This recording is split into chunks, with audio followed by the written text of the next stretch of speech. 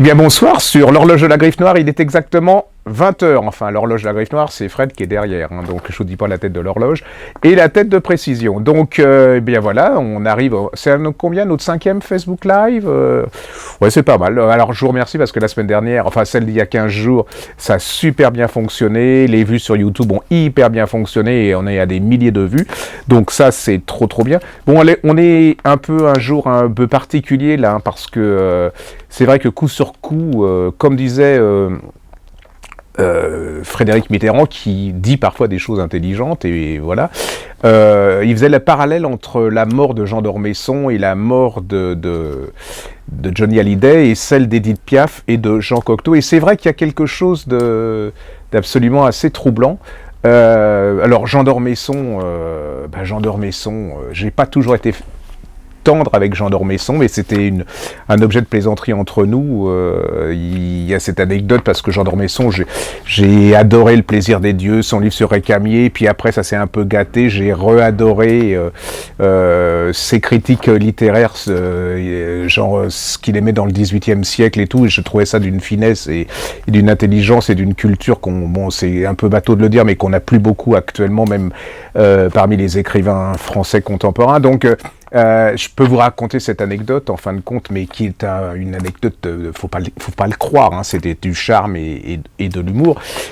Quand il parlait avec Hélène Carrère d'Encausse, qui était, parce que je vous rappelais, enfin ceux qui le savaient pas, je me suis présenté à l'Académie française en tant que libraire pour mettre en valeur le métier des libraires. D'ailleurs, ce qui a très bien fonctionné, puisque tout le monde a parlé des libraires pendant 3, 4, 5, 16, presque 2 mois, donc ça c'était super bien. Donc pour en revenir à ça, Jean d'Ormesson, j'avais mis en exergue le livre de d'Ormesson sur ses critiques du 18e, où j'avais trouvé, mais vraiment j'avais adoré, et il rencontre Hélène Carrère d'Encausse, la secrétaire ou le secrétaire perpétuel de l'Académie française, et lui dit en riant et avec ses yeux bleus et pétillants: oui, j'ai eu 2 grands moments dans ma vie, chère Hélène, c'est quand je suis rentré à l'Académie française et quand Gérard Collard a dit du bien d'un de mes livres. Donc mais ça c'était tout Jean d'Ormesson, c'est-à-dire qu'il faut le prendre au 3e degré, c'était drôle. Je trouve que Au Plaisir des Dieux est un grand roman, parce que, et en plus à l'image de ce qu'il était, c'est-à-dire il est à la charnière de 2 mondes. Il est à la charnière de ce monde qui disparaît, avec l'aristocratie, cette bourgeoisie de robe, enfin cette aristocratie de robe, et puis la montée de, il y a tout, hein, c'est-à-dire le fascisme, la barbarie nazie, et puis une nouvelle classe, hein, d'hommes d'affaires et tout. Et il avait à notre époque, c'est vrai, ce côté, il donnait en plus du sourire aux mots, c'est-à-dire que moi, ce que je remercie, enfin je le remercierai plus que pour ses livres, là je vais me faire huer, mais c'est d'avoir donné une vision de la littérature et des livres qui était joyeuse, pétillante, et quand on le regardait, même si vous aviez 20 ans ou 15 ans, vous disiez si les livres c'est aussi frais, aussi drôle, aussi pétillant que ça, on va aller y jeter un œil, parce que je sais pas si vous avez remarqué, la plupart des critiques, quand vous les écoutez, j'ai l'impression d'être au Père-Lachaise, vous voyez. Donc je remercie absolument Jean d'Ormesson pour ça, et puis est-ce qu'il restera, son œuvre restera pas, c'est pas à nous qui jugerons, hein, c'est les années passant, on n'y peut pas grand-chose, puis je crois que c'est pas forcément très important, mais moi je vous dis, si vous avez rien lu de d'Ormesson, c'est Au Plaisir de Dieu, et je ne sais plus comment s'appelle ce livre, c'est en folio sur Madame Récamier, vous verrez, c'est absolument des pures merveilles. Et puis le jour d'après meurt Johnny Hallyday, hein. Alors il y a apparemment, moi je connaissais pas Johnny Hallyday, par contre, il y a un point commun entre ces 2 personnes, c'est la gentillesse, c'est-à-dire, c'est quand même une denrée rare à notre époque, et puis aussi la modestie. Il y a cette dame qui raconte qu'elle rencontrait, qui était journaliste, elle rencontrait souvent Johnny Hallyday, et qui disait, oui, quand on se présentait à lui, il disait bonjour, Johnny Hallyday, genre je suis pas connu, alors que tout le monde, c'est quand même révélateur d'un personnage, et puis ces 2 mondes, c'est vrai aussi, comme ces 2 mondes, enfin 2 France qui disparaissent là coup sur coup, hein, c'est-à-dire c'est toute une époque, c'est la France de Jean d'Ormesson, une France assez bourgeoise, assez cultivée, intelligente, fine, et puis une France plus qui est issue d'un milieu défavorisé, plus populaire et tout, qui avaient chacun leur qualité, qui avaient chacun leur charme, leur talent. Ils avaient tous les 2 beaucoup de talent, donc c'est un peu, bon, c'est vrai que c'est une C'est un moment un peu triste. Bon, je vais pas en faire non plus de tonnes parce que là, si vous êtes devant vos télés, vous avez vu le nombre de gens il y a un moment, faut arrêter, quoi. C'est là les informations, les sources de médias d'information continue. Il y a un moment, c'est presque contre-productif. Voilà, c'était deux personnes absolument remplies de talent, qui étaient généreuses, chaleureuses et qui, à leur manière, ont décrit la France d'hier et d'aujourd'hui. Voilà, on va arrêter pour ce moment un peu compliqué et qui, c'est vrai, qui a un peu plombé, je crois, tout le monde depuis 48 heures. Alors, que vous dire? Ah oui, alors je peux vous dire aussi qu'il y a... Alors ça n'a rien à voir, faut remettre tout au niveau des échelles de valeur, mais ceux qui ont essayé qui n'ont pas compris pourquoi sur mon compte Facebook je ne mets plus rien depuis 48 heures, et bah voilà, on retrouve dans le problème Facebook, parce que c'est un problème qui est relativement grave. C'est une anecdote qu'ils aient bloqué mon compte, parce que mon compte est bloqué depuis... Pourquoi mon compte est-il bloqué? Tout simplement parce que sur ma page, j'avais reproduit un article du Figaro, je pense, à propos de ce scandale, hein, tout simplement, qui était en Pologne, il y a quelque temps, des jeunes artistes ont fait ce qu'on appelle une installation dans une chambre à gaz d'un camp de concentration en dansant nus dans cette chambre à gaz. Donc là, moi, je m'étais comme offusqué en disant que c'était pas possible qu'on laisse faire ça, si les autorités étaient au courant et que la liberté d'expression a quand même des limites, surtout dans des endroits qui ont vu mourir des milliers de gens. Mais alors le problème, c'est que quand j'ai mis cet article sur ma page Facebook, l'illustration de cet article, qui n'était pas de mon fait, hein, c'est une illustration de ces gens nus en train de danser et automatiquement l'algorithme, enfin je suppose que c'est l'algorithme de Facebook, a bloqué ce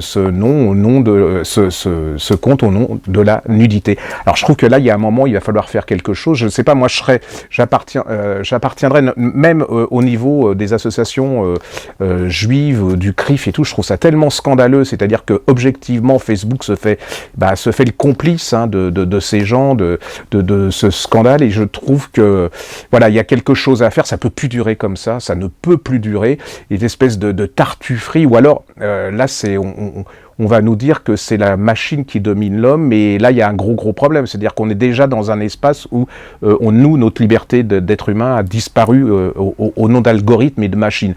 Donc il faudrait que Facebook, à ce propos-là, à propos de cet article et à propos de ce compte bloqué, donne une explication, et je demanderai à l'attaché de presse de Facebook de nous donner une réponse, de se justifier, parce que là je trouve ça injustifiable. Voilà, on passe sur le truc, mais je trouve ça injustifiable, et je redis bien que ce n'est pas parce que c'est mon compte qui est bloqué, c'est qu'une petite anecdote, mais que c'est révélateur de quelque chose de beaucoup plus grave, et que pour ma part, je rends Facebook complice d'antisémitisme et que je trouve cette attitude absolument scandaleuse. Il y a quelques années, on avait défendu une auteure que j'adore, qui s'appelle Gaëlle Nohan, qui s'appelle La part des flammes, en livre de poche, qui a été un immense succès au niveau roman historique, qui était une description de ces femmes qui ont été brûlées dans le bazar de la Charité, et qui était une révélation de l'évolution de ces femmes dans leur combat pour la dignité, et puis plus de liberté, ainsi de suite. Donc on va pas revenir ça c'est une pure merveille au niveau littérature historique. Et puis j'ai été surpris parce que elle a écrit un roman que j'ai adoré aussi, qui s'appelle La légende d'un dormeur éveillé, chez Héloïse Ormesson. Et j'étais persuadé, vu le nombre d'articles qu'il y a eu sur ce livre, qu'elle en avait vendu mais des dizaines de milliers, et il s'avère que c'est pas du tout le cas. Et je trouve ça, alors ça c'est aussi un autre scandale, et c'est une autre injustice, parce que, alors ça tient peut-être aux critiques, c'est-à-dire que les gens ont eu peur. Alors qu'est-ce que la légende d'un dormeur éveillé? C'est très simple, c'est l'histoire d'un poète qui s'appelle Desnos. Et Desnos, c'était au début le copain des surréalistes, c'était voilà. Et donc peut-être que les gens, et comme les articles tournaient autour de ça, se sont dit, oh là là, c'est un livre intellectuel, c'est pas pour nous, quoi. Et c'est pas du tout ça, c'est un livre, c'est un roman, ça c'est comme une saga, c'est l'histoire d'un homme, c'est l'histoire de Paris des années 20, c'est-à-dire que c'est l'histoire de Paris depuis les années 20 jusqu'à la Seconde Guerre mondiale, vous allez rencontrer, alors c'est l'histoire, il y a tout, hein, il y a de la passion, il y a de la drogue, il y a de l'amour, vous allez rencontrer Desnos, cet homme qui est d'une simplicité, mais il est vrai, quoi, je veux dire, il essaye pas de se cacher, ou derrière des trucs fumeux, des théories fumeuses, c'est un homme qui est complètement dans la vie, qui adore les femmes, qui va être amoureux, et vous allez découvrir qui est Yuki. Yuki, la femme de ce peintre qui s'appelait Fujita, japonais, absolument de grand talent. Ils vont tomber amoureux, il va devenir sa femme, ça va être quelque chose, une histoire incroyable qui va l'accompagner jusqu'à sa fin. Vous allez redécouvrir, on a l'impression, parce que alors là, Gaëlle Nord, j'ai l'impression qu'elle a vécu cette époque. Alors elle est toute jeune, hein, elle n'a pas vécu cette époque, et j'ai l'impression qu'elle nous raconte cette époque. Et puis, alors vous allez vous retrouver à Montparnasse, dans des endroits, dans des cafés mythiques, mais qui à l'époque n'étaient pas mythiques. Vous allez découvrir Man Ray, vous allez découvrir, c'est une espèce d'histoire de la littérature, mais c'est l'histoire d'un homme. Et cet homme, alors il va se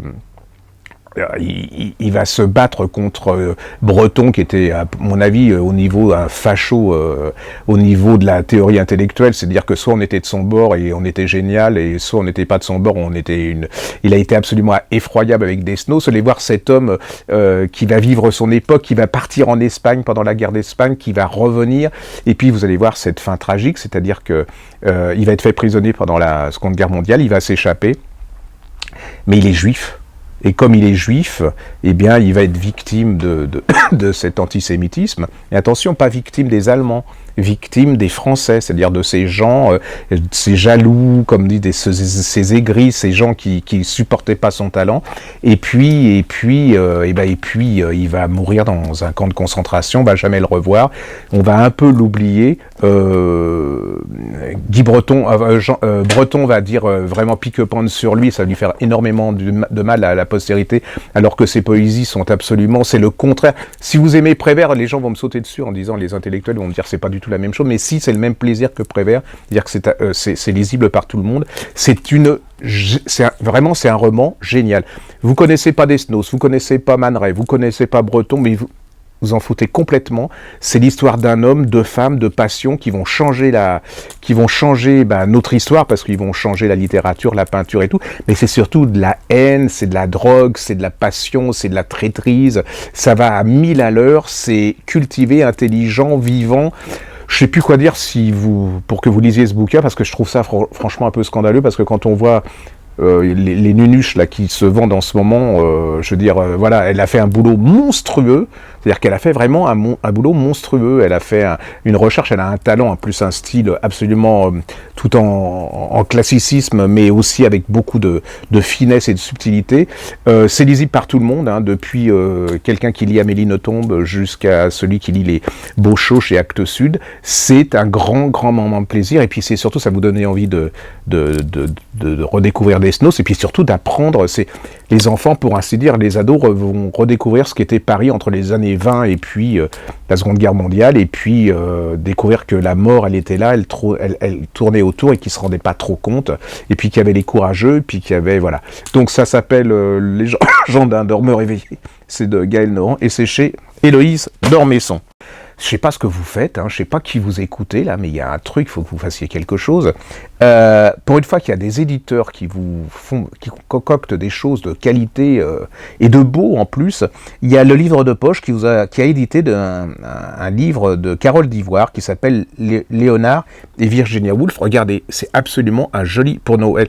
Alors ça, si vous cherchez, vous savez le petit livre qu'on met dans l'assiette pour Noël ou le jour de l'an. Alors là, non seulement vous faites le cadeau d'un bel objet, vous allez faire découvrir quelque chose de vraiment d'exceptionnel à vos invités, puis vous allez donner une plus-value au niveau intellectuel pour vos fêtes. Alors qu'est-ce que c'est? Alors Léonard et Virginia Woolf, hein, c'était deux êtres. Alors surtout pas de panique, c'est pas parce que vous connaissez pas Virginia Woolf. Alors Virginia Woolf, grand écrivain, début 20e, fin 19e, début 20e. Une femme qui s'est battue pour, alors très issue de la grande bourgeoisie, très conservatrice, ère victorienne, mais elle étouffe carrément sous les principes victoriens, et elle va faire partie d'un groupe, le groupe de Bloomsbury, qui va essayer de prendre la liberté, de prendre le pouvoir, de changer la peinture, de changer tout. Il y a Keynes en économie, il y a Strachey, enfin voilà. Et puis il y a Léonard de Vinci, Léonard Woolf. Alors lui, alors elle, en plus, elle aime plutôt les femmes, genre Sackville-West. D'ailleurs, je vous conseille, si vous voulez savoir qui était Sackville-West et une histoire d'amour, ça s'appelle Virginia et Vita de Christine Orban chez Livre de Poche. Histoire extraordinaire, une histoire d'amour incroyable, qui va que dans un sens, hein, pour ainsi dire. Et puis, alors Léonard, lui, il aime les femmes, bon. Et puis il aime un peu fantasmer Virginia Woolf. Ça va être le fondateur d'une des plus grandes maisons d'édition anglaises, la Hogarth Press. Il va éditer Virginia Woolf. Ça va être un couple absolument mythique qui n'avait rien, c'est un couple improbable, et qui, ce couple s'arrêtera, leur histoire s'arrêtera parce que Virginia Woolf va se suicider, et on comprend pourquoi elle se suicide dans la mesure où elle est cette espèce, le malaise entre ses valeurs qu'on lui a inculquées quand elle était jeune, et puis ce qu'elle a envie de faire et de prôner. C'est absolument, ça se lit comme une histoire d'amour. Vous allez découvrir plein Et puis alors regardez, c'est hyper bien fait. Regardez les photos. Ils vous ont fait un truc, mais alors franchement, c'est génial, ça se dévore. C'est comme le bouquin de Noël... je ne saurais jamais... Gaël, non. C'est une histoire d'amour, c'est une histoire intellectuelle, et c'est comme une simple histoire, c'est une raconteuse, Carole Divoire, c'est une raconteuse d'histoire. Donc ça, vous pouvez y aller, lisez-le, puis ça vous donnera envie de lire Virginia Woolf, son journal et tout, parce que si vous êtes une femme, je vous le dis, c'est obligatoire. Si vous êtes une femme, si vous êtes une mère, vous devez le faire lire à vos enfants. Ça s'appelle Les Soudains de la Liberté d'Evelyne Pizier et de Caroline Laurent. On va pas refaire des tonnes sur les... c'est l'histoire d'Evelyne Pizier, cette femme qui a combattu franchement pour c'est toutes les années 60 jusqu'à nos jours, qui est morte il y a quelque temps, qui a été tombée follement amoureuse de Castro, mais qui s'est battue pour l'avortement, pour le planning familial, qui a une vie extraordinaire, qui est la sœur de l'actrice, hein, et de Caroline Laurent, qui est une jeune femme, hein, de 29 ans, parce que Evelyne Pizier va mourir en cours de route, parce qu'ils sont en train d'écrire un roman, elle est éditrice, elle est son éditrice, elle va continuer, c'est absolument un chef-d'œuvre. Si vous êtes une femme, c'est toute votre histoire, c'est toute l'histoire de vos mères pour arriver au niveau de liberté dans lequel vous êtes, et qui est un peu menacé quand même actuellement. Donc, je vous le redonne, c'est Les Escales, c'est Domaine français, c'est Et soudain la liberté d'Evelyne Pizier, Caroline Laurent. Je trouve que pour expliquer aux enfants, aux filles, aux ados, que la liberté c'est pas acquise comme ça, et puis que l'histoire elle est pas faite que par les hommes. Vous avez un livre qui s'appelle Histoire du soir pour filles rebelles. Ça s'appelle 100 destins de femmes extraordinaires.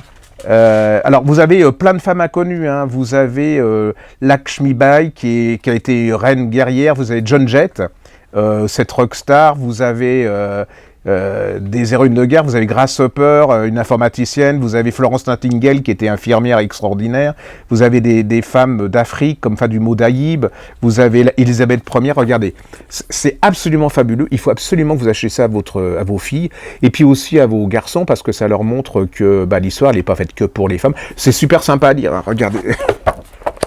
C'est des petites histoires, hein, c'est écrit gros, elles peuvent en lire une comme ça de temps en temps, et ça donne une histoire vraiment des femmes et une histoire de l'humanité à travers les héroïnes et les femmes. Et je trouve que en ce moment, il y a longtemps que je cherchais ça pour expliquer, pour que ça rentre, parce que la liberté, ça s'acquiert, et surtout c'est une question d'éducation, et ça c'est un livre fondamental d'éducation, ça s'appelle L'Histoire du soir pour filles rebelles, c'est aux éditions Les Arènes. Alors je vous donne un conseil, si vous le voyez, dépêchez-vous, parce que Les Arènes c'est pas des gros tirages. Et puis pour continuer dans le même genre, j'ai adoré aussi, ça s'appelle Girl Power, c'est les sportifs, pareil, sont les femmes qui ont marqué l'histoire de la... Regardez. Vous voyez, c'est pour les jeunes, pour les jeunes femmes, puis pour les garçons aussi, hein, on en revient toujours pour leur montrer que l'histoire n'est pas faite que par les hommes, et elle n'est pas faite non plus pour les hommes. Enfin, elle a été pendant longtemps faite pour les hommes, il serait temps qu'elle soit faite aussi pour et par les femmes. Et vous avez plein de gens comme Fanny Blankers, vous avez, en plus vous allez découvrir, hein, si vous aimez le sport, vous allez découvrir que, messieurs, là vous savez, quand il y a sur les plateaux sportifs, maintenant il y a une femme pour 10 mecs, et là vous allez découvrir que les dames, elles ont aussi un sacré pouvoir, un sacré courage et des sacrés potentiels. C'est génial de chez Génial, ça s'appelle Girl Power, ça s'appelle Les Sportifs, et c'est chez Talent Édition. Si votre libraire vous demande chez qui est Talent Édition, c'est chez Hachette, hein, on fait le boulot aussi, il n'y a pas de problème. Je vous remercie aussi parce que vous nous avez fait confiance.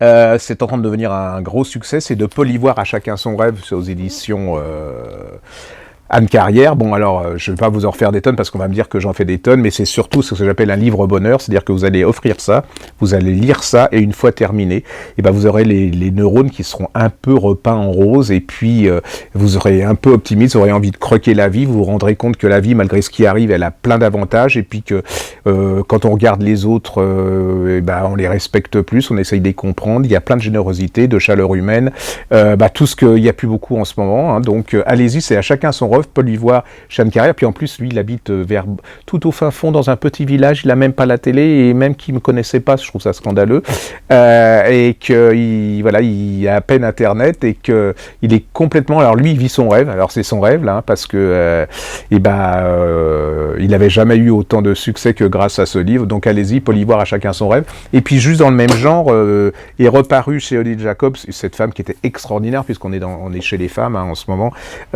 Françoise Héritier qui vient de nous quitter, Le sel de la vie chez Odile Jacob, et qui est cette femme qui était ethnologue, qui avait pour maître Lévi-Strauss, et là on avait beaucoup aimé quand c'était paru, hein, il y a déjà un certain nombre d'années, et là qui nous donne, comme pour Ivoire, mais voilà, elle nous raconte les petits, alors c'est une femme hyper brillante intellectuellement, c'est une grande intellectuelle, et elle va vous raconter ces petits riens de la vie qui donnent justement le sel de la vie, ces petites choses, regardez ce qu'on ne voit plus, voir ce qui la rendait heureuse. Elle va vous réapprendre à regarder le monde qui vous entoure avec des mots très très très simples. Ça s'appelle Le sel de la vie de Françoise Héritier chez Odile Jacob. Et en plus, regarde, ça c'est aussi un cadeau qu'on peut mettre sur les assiettes. Vous mettez les deux, vous mettez Virginia ou et là vous êtes au top. Là, si je voulais vous montrer une petite collection qui est absolument sympa, qui est aux éditions Alexandrine, et je trouve que c'est une bonne idée. Regardez, c'est des petits livres, hein, il y a beaucoup d'auteurs,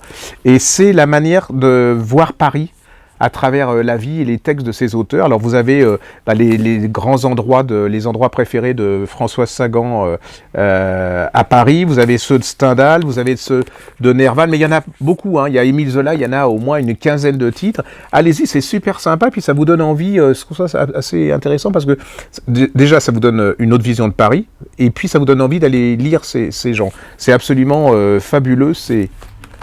Alain ? Vous pouvez montrer ? Oui, je vais montrer, oh là là, voilà, fasciste. Vous savez, on peut se faire des livres de poche dont le thème est un peu la cuisine. Bon, alors je vous avais présenté, mais ça c'est un succès immense, les gens ici adorent, ils viennent se le racheter, de Sylvia Lotte, ça s'appelle La pâtissière de Longalande, et c'est chez J'ai lu. Ça, c'est absolument génial. C'est comme la couverture. Vous voyez la couverture, c'est exactement ça.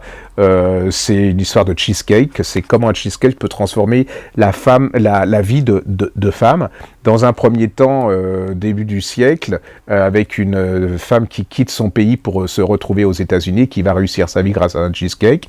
Et puis en 2000 et quelques, l'histoire de sa nièce, toute jeune, qui a aussi un gros problème et dont la vie va être transformée par un cheesecake. Mais c'est une manière de parler des femmes d'il y a quelques années. Voilà, c'est un échange, c'est très très joli, et derrière le côté savoureux, ça donne, comme dirait Joel, ça donne de la légèreté à la profondeur, et voilà, c'est un peu une histoire des femmes à travers les gâteaux. Ça s'appelle La petite boulangerie au bout du monde. Il y a tome 1 et tome 2, ça c'est classique. C'est pas Marcel Proust, hein, là je sens qu'il y en a qui vont me dire, mais non, c'est pas Marcel Proust, mais c'est super sympa à lire. Il y a des moments où on a envie de lire ce genre de choses, hein. C'est l'histoire de Polly. Alors Polly, lui, sa boîte, ça marche pas du tout, il est complètement désespéré, ça se passe à Plymouth en Angleterre, et puis il s'en va. Et puis il va acheter une boulangerie, il va obséder, il est fasciné par le pain, il va vouloir faire du pain, et puis à partir du moment où il fait du bon pain, les gens ils viennent dans sa boulangerie, et puis il y a des échanges, vous allez découvrir plein de personnages, plein de cette espèce d'Angleterre, mais universelle, vous savez, avec le marin, voilà, c'est absolument génial. Quand vous lisez ça, vous allez oublier tout pendant 300 et 300 pages. Alors le premier, c'est La petite boulangerie au bout du monde de Jenny Colgan, et c'est en pocket, et le deuxième, c'est une saison maison La Petite Boulangerie et vous allez passer un super bon moment. C'est juste un rappel parce que ça c'était un de mes grands coups de cœur de cette année ou de l'année dernière en grand format. C'est les délices de Tokyo de Durian Sukegawa en livre de poche. Vous allez voir à travers l'histoire de cette vieille dame qui sait faire ses gâteaux spéciaux aux choux rouges. Oui, c'est ça. Aux haricots rouges. Vous allez découvrir le Japon d'après la guerre. Puis ce Japon contemporain, c'est un livre très émouvant. C'est un grand classique. Allez-y, c'est génial. Ça, c'était une très belle aventure. Hein. Vous vous souvenez de Alexis Vassilkov, de Bernard Proulx chez Livre de Poche. Hein. On l'avait sorti de... Bon, c'est grâce à son talent, hein, mais on l'avait sorti de l'anonymat. Il éditait son livre chez lui. Enfin bon, ça a eu un énorme succès. Il a été racheté par Livre de Poche. Et puis la belle aventure continue, c'est-à-dire qu'il en a écrit un deuxième. Alors je suis un peu sceptique sur les deuxièmes, comme ça, quand c'est bien. Ça s'appelle Délation sur ordonnance de Bernard Proulx chez Anne Carrière. Et ben... Totale réussite, hein, on est sous l'occupation. Alors, Dieu sait, il faut qu'il ait du talent, parce que moi, l'occupation, je commence un peu à en avoir un peu ras-le-bol, parce que là, entre les prix littéraires, tout se passe pendant la Seconde Guerre mondiale, la collaboration, un peu comme si tous les gens vivaient par procuration dans le temps, quoi. C'est un moment, ça devient très... Enfin, ça devient... Ouais, il y a autre chose à faire, donc... J'étais un peu, voilà. Et puis, en fin de compte, vous êtes dedans, vous lâchez plus. C'est l'histoire d'un monsieur qui va expertiser une bibliothèque appartenant à quelqu'un qui est mort. Et puis, c'est sa fille qui demande à ce monsieur d'expertiser la bibliothèque. Ils ouvrent les livres et l'homme qui vient de décéder était un médecin. Ils ouvrent un livre et d'un livre tombe une ordonnance. Et sur cette ordonnance, en fait, c'est une lettre de délation avec... Voilà, des noms.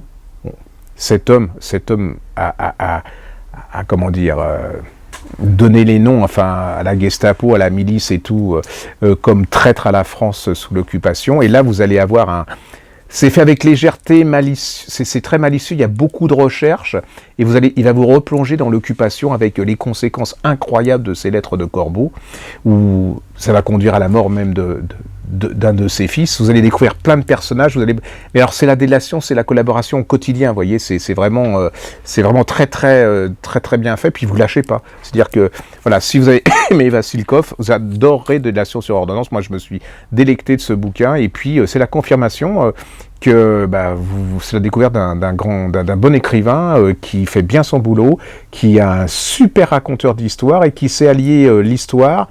L'humour, le suspense, et puis vraiment la super documentation, et puis un talent d'évocation d'une époque assez remarquable. Ça s'appelle Délation sur ordonnance.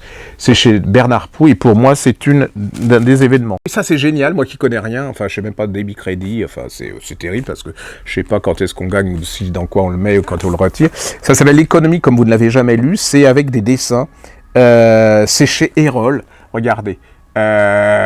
C'est hyper facile. Vous allez... Regardez, on vous explique... Alors, je peux pas vous... Voilà, hein. Voyez le principe, et en fait, ça vous explique l'économie à travers des dessins, comme ça. Par exemple, à travers comment dire, le voyage d'un djinn. Comment est fait un djinn, d'où il part, pourquoi vous payez qu'est-ce qui intervient dedans. C'est très concret, c'est hyper bien fait, ça vaut tous les essais économiques. Si vous avez, comme moi, vous êtes nunuche au niveau, et neuneux au niveau de l'économie, c'est absolument génial, ça s'appelle L'économie comme vous ne l'avez jamais vu, chez Erol. Et pour terminer sur un brin d'humour, ils ont réédité de William Corlett, Deux garçons, bien sous tout rapport. Voilà. Alors, c'est comme la couverture. C'est deux messieurs, mais alors ils débarquent dans un village anglais, ils achètent le château, je crois. Et le problème, c'est que c'est des messieurs, ils s'aiment, ils sont gays, et que là, on est dans un village, voyez-vous. Donc là, ça va commencer à faire beaucoup de quiproquos, là, ça va quand même révolutionner le village anglais très traditionnel, vous voyez, classique, genre Agatha Christie, et là, ça va foutre un bordel monstrueux. C'est rempli d'humour, c'est drôle, c'est fin, c'est subtil. Il y a longtemps que j'attendais la réédition de ça, et je trouve ça, c'est une pure merveille. Alors ça, vous pouvez l'offrir, vous allez passer aussi un bon moment. Il y a Élise Dormesson qui fait paraître le Peter Longrich sur Hitler, Et là, il démystifie un peu le Hitler de l'époque, c'est-à-dire que on en a fait presque un génie tacticien au niveau de la guerre, comment il est arrivé, enfin voilà. Et là, vous avez une biographie assez incroyable qui vous, oui, démystifie, on peut dire, le personnage, où on voit qu'il a eu beaucoup de chance et qu'il est surtout le fruit de, bon, il va vous l'expliquer, ça se lit vraiment très très bien. Et je trouve que Héloïse d'Ormesson fait un boulot monstre, mais vraiment magnifique à ce niveau de cette période. Ils avaient fait, je crois, un livre absolument fabuleux sur l'orchestre de Berlin et sur aussi, je pense, mais je peux peut-être me tromper, sur les femmes pilotes soviétiques pendant la Seconde Guerre mondiale, qui était un pur chef-d'œuvre. Allez-y, ça, si vous aimez l'histoire, c'est un... Voilà, voilà. C'est presque la fin de ce direct, alors c'est même pas presque la fin, c'est la fin, quoi. Ah oui, alors vous pouvez commander les livres, surtout, les livres dont je vous ai parlé, vous n'êtes pas forcé de les commander chez nous, en tant que Griffe Noire, mais commandez-les chez votre libraire. Parce que j'en ai un peu ras-le-bol d'être le représentant gratos de Amazon, de la Fnac, ou de je ne sais plus quoi. Donc allez, et puis allez chez vos petits libraires, allez pas forcément dans les librairies qui ont 3000 mètres carrés, et qui, voilà, allez chez votre petit commerçant. Attendez 48 heures avant s'ils n'ont pas le livre, mais franchement, vous faites un acte citoyen. Sinon, vous pouvez aller sur notre site, lagriffenoire.com, et sur lagriffenoire.com, vous verrez, en page d'accueil, il y a des liens pour acheter. Alors, les fameux coffrets qui ne sont pas des coffrets, parce que j'ai fait une vidéo pour expliquer, vous savez, on a fait des coffrets, histoire, détente, avec 3 livres de temps, ceux qu'on préfère, et on nous a dit, mais ils sont où les coffrets? C'est Griffe Noire, c'est-à-dire c'est un concept, il y a un coffret sans coffret, je vous le dis. Donc, on vous offrira le livre, et puis en plus, vous allez avoir un cadeau. On a tiré spécialement pour ces fêtes un petit nombre d'exemplaires, un sac pour les 30 ans de la Griffe Noire. Donc, en plus du coffret, j'en peux plus, en plus du coffret, et bien vous aurez on aura le plaisir de vous offrir ce sac. Qu'est-ce que je dois dire? Bah oui, toute cette émission, vous allez, alors... Parce que Fred est derrière, alors là, il va vous la peaufiner sur YouTube, ça va être habillé, enfin voilà, il va gratter, enfin voilà, il va couper, non, il coupe pas, c'est brut de pomme, il va vous l'habiller, donc vous allez pouvoir retrouver cette émission, ce Facebook Live sur YouTube, et puis vous nous retrouverez, moi avec Marina, dans le magazine de la santé, le vendredi, vers 13h40, et puis sur radio, avec Valérie Expert, entre 10h et midi, je pense que c'est plutôt vers 10h30, enfin c'est marqué dessus, et puis vous aurez, vous avez des pages Facebook, La Griffe Noire, et puis Gérard Collard, qui sont même plus des pages Facebook, c'est plus des blogs, carrément, parce que bon, c'est toute l'information littéraire, quand c'est pas bloqué. Donc, je vous le dis, n'allez pas... Si vous avez quelque chose à dire, vous pouvez quand même... Enfin, vous pouvez le dire sur ma page, parce que vous pouvez rentrer dans ma page pour faire des commentaires et mettre des choses. Mais moi, j'ai pas le droit d'aller sur ma page. C'est quand même une aberration, quand même. C'est un comble de... Voilà. Donc, je vais pas encore m'énerver sur Facebook, parce que là, je vais devenir rouge et c'est très mauvais pour ma tension. Je vous remercie. J'espère que vous allez être content de ce que je vous ai conseillé, et puis que vous serez surtout content après les avoir lus. Et puis on se reverra le 20 décembre. Mais l'émission ne sera pas en direct parce qu'on a beaucoup de boulot et tout, donc c'est plus possible. Mais bon, ça sera comme si ça sera en direct, on ne changera rien.